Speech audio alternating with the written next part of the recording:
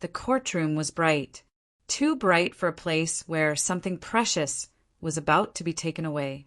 I sat with my hands folded on my lap, my back straight, my face calm. Across the room, their lawyer spoke in a steady, confident voice about stability, resources, opportunities. He used words like future and best interest. No one used the word love. The judge did not look at me when he read the decision. His voice was neutral, practiced, almost gentle. Full custody is granted to the father's family. That was it. One sentence. One life rearranged. I did not cry. I did not argue. I did not collapse the way some people seemed to expect me to. Because grief, I learned that day, is more frightening when it is quiet. My son was sitting just a few feet away from me. His legs didn't quite reach the floor.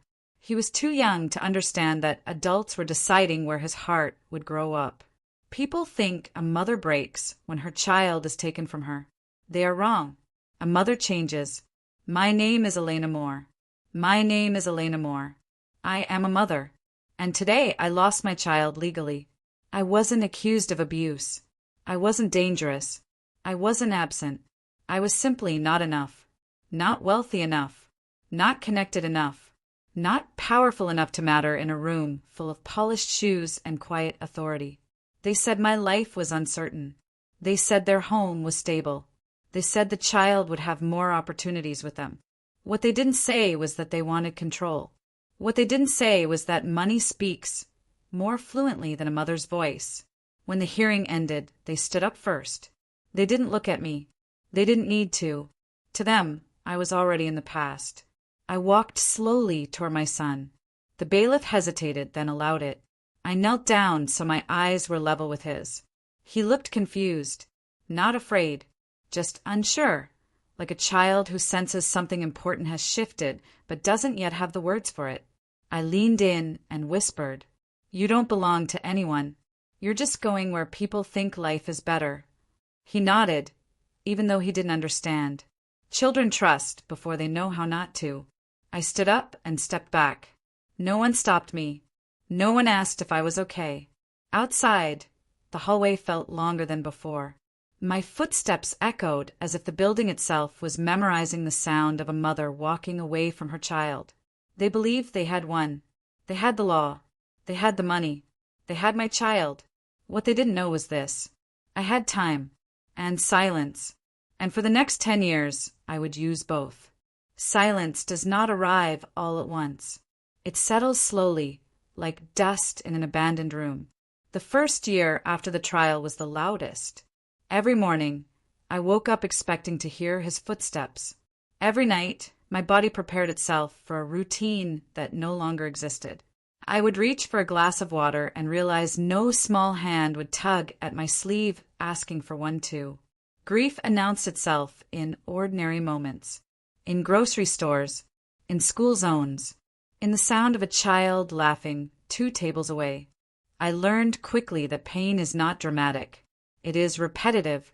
I moved to a smaller apartment, not because I had to, but because large spaces echo. I sold the couch where he used to nap against my chest.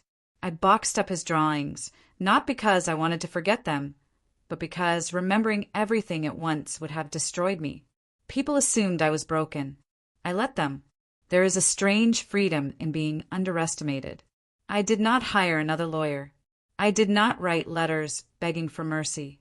I did not show up unannounced or make scenes that could later be used against me. I followed every rule perfectly. That was my first act of resistance. Once a year, on his birthday, I sent a gift. Nothing extravagant. A book, a watch, a small note without my last name. I never asked for a reply. I never signed Mom. I simply wrote, "Thinking of you." People often mistake silence for weakness, but silence, when chosen, is a strategy. Years passed. My grief matured. It stopped screaming and started whispering. And whispers are harder to escape. I went back to school. Nights, weekends, whatever time the world left unused. I studied quietly, relentlessly, without telling anyone why. I learned how systems work, how institutions protect themselves, how power hides behind polite language and procedures. I didn't want revenge. Not yet. I wanted understanding. During the third year, I saw him from across the street for the first time. He was taller. His hair had changed. He was holding his grandmother's hand, distracted by something in a shop window. I stayed where I was. Love is not possession, and restraint is not absence. That night, I cried for exactly 7 minutes. Then I stopped. I had learned how to contain my emotions the way others contain fire, acknowledging its danger, respecting its usefulness. By the 5th year, I no longer checked the calendar obsessively. Time had stopped being my enemy. It was becoming my ally. I changed jobs. I saved. I invested in skills no one noticed. I let people believe my life had become small, unremarkable. I dressed simply. I spoke little. I listened carefully. Listening teaches you where people lie to themselves. Meanwhile, he was growing up in a house full of rules and expectations. A house where love was conditional, delivered as reward, withdrawn as correction. They provided everything material: tutors, vacations, opportunities, but they did not provide truth. And truth, like water, finds its way through the smallest cracks. When he was 10, he asked why his mother never visited. They told him I was unstable. They told him I had chosen a different life. They told him the story they had rehearsed for years. But children have a remarkable instinct. They can sense when an explanation is too smooth, too complete, as if sanded down to hide splinters. That was when the gifts began to matter, not because of their value, but because of their consistency. Every year, no demands, no conditions, just presence without intrusion. By the 7th year, I was no longer surviving. I was steady. I had built a life that did not revolve around absence anymore. I laughed again, not often but honestly.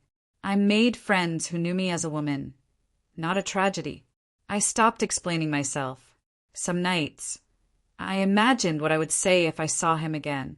Most nights, I said nothing at all. I learned that love does not need rehearsal. The 8th year brought change. A letter arrived at my old address, forwarded by a neighbor who still remembered me.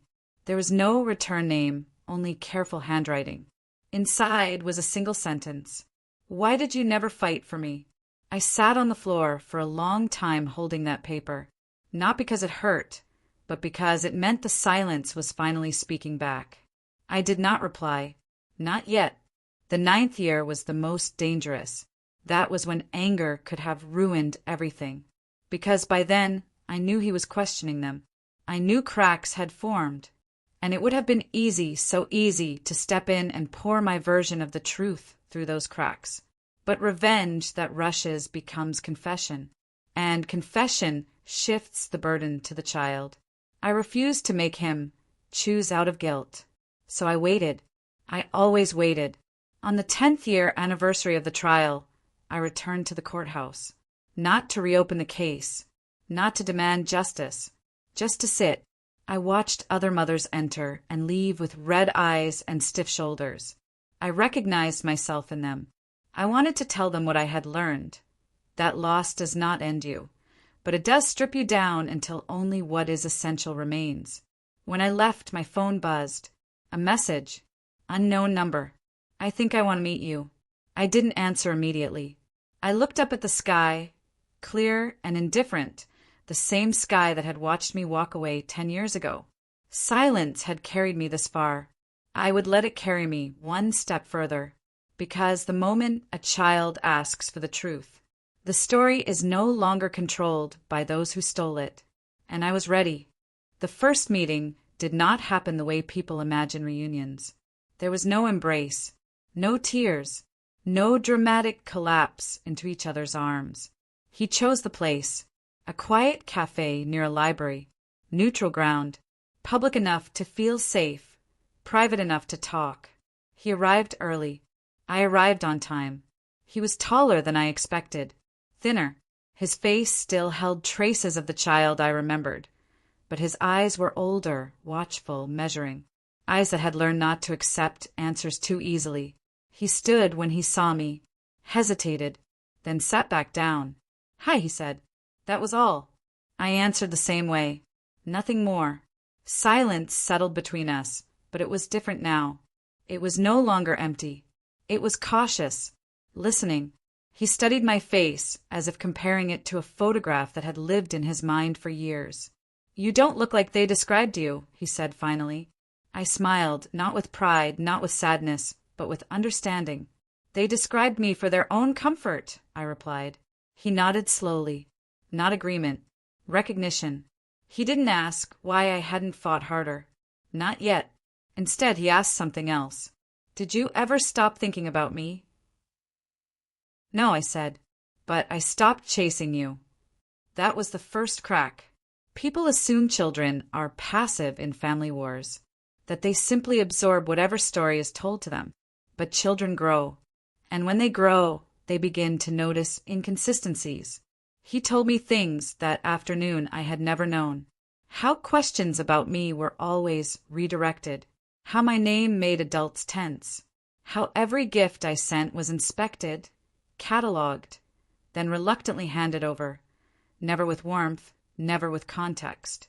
"They said you were trying to manipulate me," he said, but they never explained how. I said nothing, because truth does not need defense. It needs space. Weeks passed, then months. We met again, and again. Conversations became longer, less careful. He began asking about my life, not the version he'd been given, but the one I had actually lived. I answered honestly, always calmly, never with accusation. That restraint confused him more than anger ever could have. Then came the twist he wasn't expecting. One evening, as we sat across from each other in a park, he reached into his backpack and pulled out a folder. "I found this," he said. Inside were documents, old ones, court transcripts, psychological evaluations, financial disclosures. "I requested them," he continued. "Legally. I'm old enough now." I felt my breath slow, not from fear, but from clarity. He had done this on his own. "They told me you gave up," he said quietly. "But you didn't. You complied." "Yes," I said. "Why?" That was the question everything had been building toward. "Because if I had fought louder," I said, "they would have made you the battlefield." He looked down at the papers again. "They coached me," he admitted. "What to say, what to feel, who you were supposed to be." I closed my eyes for a moment. This was not the revenge I had imagined years ago. This was something far more precise. "They thought silence meant absence," he continued. "But it didn't. It just meant waiting." I met his eyes. "They never realized," he said, "that by trying so hard to control the story, they made me curious." That night, he did not go home immediately. He walked, alone, thinking, and for the first time, they didn't know where his thoughts were. The real shift happened weeks later. There was an argument, not between him and me, but between him and them. They accused him of being ungrateful, of being influenced, of betraying the family that saved him. And in that moment, something irreversible happened. They demanded loyalty. And loyalty, when demanded, reveals its true cost. He didn't defend me. He didn't accuse them. He asked one question. "If she was so dangerous, why were you afraid of me reading the truth?" They had no answer. That was when he understood, not that they were evil, but that they were afraid. Afraid of losing control. Afraid of the version of him that could think independently. Afraid of the woman they had tried to erase and failed. The final twist came quietly. One afternoon, he showed up at my door unannounced. He looked tired but resolved. "I'm not moving in," he said before I could speak. "Not yet." I nodded. "But I'm changing my last name," he continued. "Legally." That was when I felt it. Not triumph, not victory. Release. He didn't choose me over them. He chose himself. And that was something no court could reverse. Later, long after he left, I realized something that unsettled even me. I had thought I was waiting 10 years to reclaim my child. I was wrong. I had been waiting 10 years for him to reclaim himself, and in doing so, he dismantled everything they had built, without shouting, without revenge, just by asking the one question they never prepared for. Why? People often expect revenge to end with collapse, with someone screaming, with doors slamming, fortunes ruined, faces exposed. This story did not end that way. It ended quietly, which I learned is the most complete kind of ending. After he changed his last name, nothing dramatic happened at first. No legal battles. No family explosions splashed across courtrooms or headlines. Life continued, at least on the surface. That was what unsettled them the most. They expected rebellion. They expected anger. They expected me. Instead, they were faced with something far more difficult to fight. A young man who had stopped asking for permission. He still visited them, still spoke respectfully, still acknowledged the years they had raised him, but something fundamental had shifted. He no longer performed gratitude. He no longer accepted half answers. And control, once questioned, never fully recovers. For the first time, he made decisions without consulting anyone. Where to study, what to pursue, who to listen to. When they pushed, he didn't push back. He stepped aside. That, I learned, is how power actually changes hands. We rebuilt our relationship, slowly, intentionally, without urgency. No one was trying to make up for lost time, because lost time cannot be recovered, only respected. We met for walks, for quiet meals, for conversations that wandered from the mundane to the meaningful and back again. Sometimes we talked about the past. More often, we talked about ideas, books, music, the kind of person he wanted to become. I never told him what to think. That was the gift I gave him. One evening, months later, he asked me a question I hadn't prepared for. "Do you regret it?" he said. "Letting them take me?" I thought carefully before answering. "No," I said. "I regret that it happened, but I don't regret who you became because of it." He smiled, not the careful smile he used to wear, but a real one, the kind that reaches the eyes without hesitation. "I think," he said slowly, "I needed to see both worlds to know which one was mine." That was when I understood something important. A happy ending does not erase pain. It integrates it. The family that once believed they had one never fully lost him in the way people expect loss to look like. There was no dramatic severing, no final confrontation. They lost him gradually, in conversations where he no longer sought approval, in choices he made without explanation, in boundaries they could feel but not cross. They had raised him to be strong. They simply hadn't realized strength would one day turn inward. As for me, I did not become the center of his life, and I never wanted to be. I became something better. I became a place of return, a place where he did not have to perform, a place where silence did not mean punishment, a place where love did not come with conditions. One afternoon, we stood together in front of the old courthouse. His idea, not mine. "I wanted to see it," he said. "Now that I can." We didn't go inside. We just stood there. "This building decided where I lived," he said, "but it never decided who I belonged to." I reached for his hand, not to hold it, but to rest my fingers lightly against his. "Belonging," I said, "is not a ruling. It's a recognition." He nodded, and then we walked away. Years later, when people ask me how my story ended, I never say I got my son back. That implies he was an object to be recovered. I say this instead. My son came back to himself, and he let me walk beside him. The silence that once felt like punishment became our foundation. The time that once felt stolen became our teacher. I did not win by taking anything from them. I won by refusing to become what they expected. And he became something no one had planned for. A man who knew the difference between control and care, between loyalty and love, between silence that erases and silence that protects. That is the ending people don't talk about enough. The kind where no one is destroyed, but everything false falls away. And when the story closes, you don't feel satisfied because justice was served. You feel satisfied because peace was earned, not by force, not by noise, but by waiting long enough for the truth to choose its own moment, to speak,